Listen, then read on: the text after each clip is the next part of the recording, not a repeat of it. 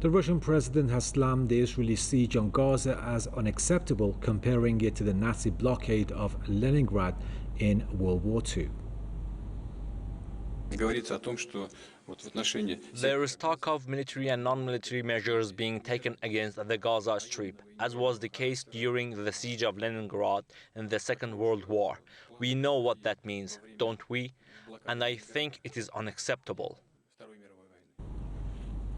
Putin called for a negotiated resolution to the crisis. He said it's hard for anyone to agree with the ongoing measures taken by Israel against the besieged territory. Putin also said a ground invasion of Gaza by Israeli forces would lead to serious consequences and what he called absolutely unacceptable civilian casualties.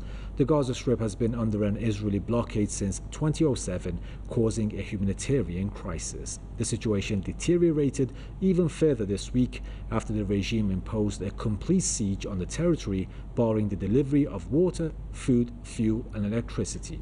Israel has also now ordered more than 1 million people in northern Gaza to move out to the south as the regime masses tanks for an expected ground invasion.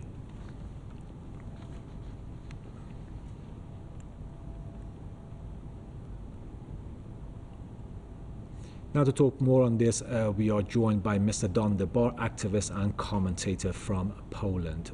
He's currently in New York. And now, Mr. DeBar, welcome, sir. Thank you. Now, various governments, it's been a week since the onslaught, various governments have warned over Israel's indiscriminate bombings. Now, Iran called for global action. Turkish president on Wednesday, he said that Israel is committing a massacre in the besieged Gaza Strip, and also China's envoy, to name a few, China's envoy said that he also called for an immediate ceasefire. And just recently, the Russian president has slammed the Israeli siege on Gaza. He called it unacceptable, and also he compared it to the Nazi blockade of Leningrad in World War II. I wanted to see your thoughts on that, sir. Well, certainly it's comparable to the Leningrad siege, with one exception, which is that lasted 3 years, I believe, 3.5 years, and this has been going on for 15 years. Americans don't really have an understanding of what Gaza is. And Gaza is about the same size as Manhattan Island, and it has about the same population as Manhattan. 13, 14 miles long, 5 miles wide, population of just under 2 million people. I think it's 1.7 in Gaza last count.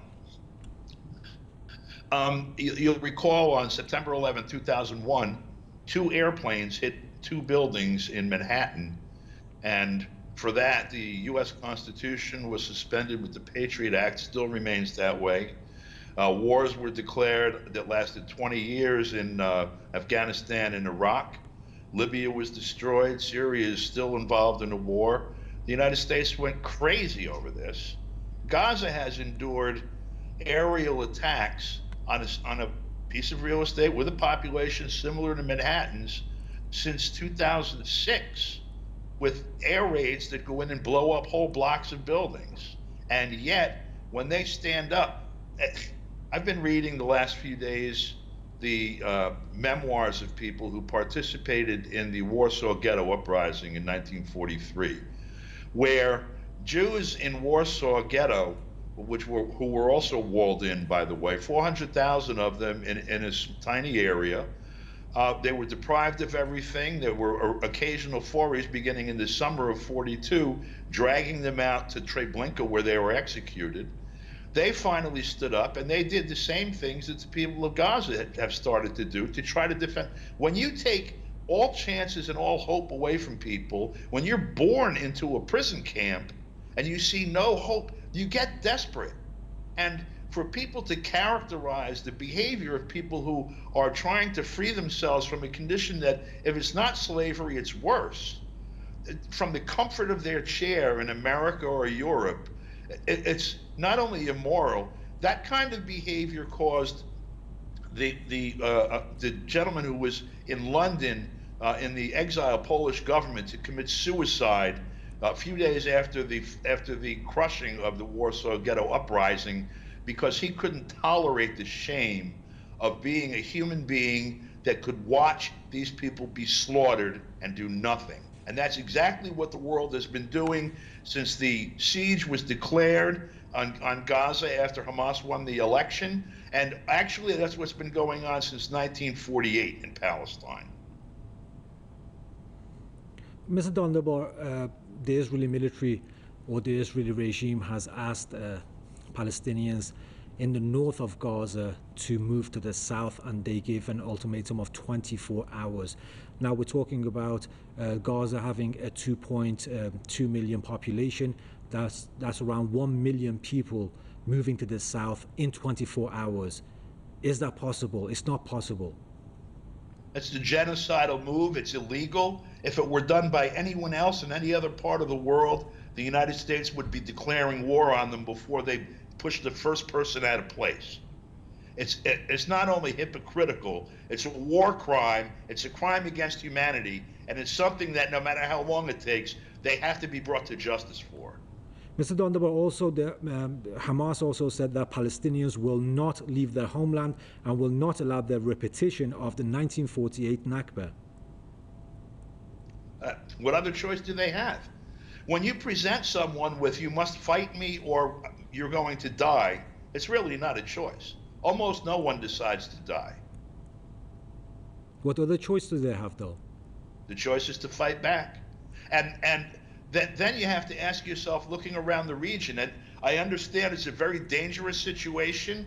It's perfect that they sent a Gerald Ford carrier into the group, the U.S. Naval Task Force there. The guy who was stumbling through everything, now the U.S. is going to stumble through this whole situation.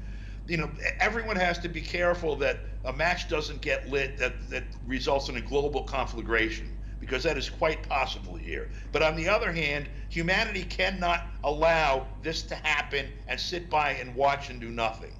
And I know, in particular, the governments in Qatar and Saudi Arabia and Bahrain, those governments, if the people there do not support the Palestinian people and stop this from happening, the people themselves will throw those governments over and act. Like you mentioned, Saudi Arabia, Mr. DeBar, there's news in that Saudi Arabia puts this normalization with Israel on ice and engages with Iran amid the Gaza war. Your thoughts on that, sir? That's good news. You know, the recent rapprochement between Saudi Arabia and Iran is very good news. And the political dynamics in that region have changed some, I think, favorably, and just in time for this catastrophe here. But I think that we have to make sure that these things are real and result in policy that expresses that rapprochement, rather than it being public relations posturing for the consumption of the domestic political situation. I think the Saudi leadership needs to recognize that they're in a position to act here, and they need to stop this from happening in Gaza immediately and find some way of brokering a true and just solution to this problem, which means a Palestinian state at a minimum. And honestly, there should be one state, Palestine, democratic, not anybody's particular private property, where everyone votes and everyone has a chance to be elected and everyone has exactly the same human and civil rights under the law. There you have it, Mr. DeBar, activist and commentator from New York. It's always good to talk to you, sir.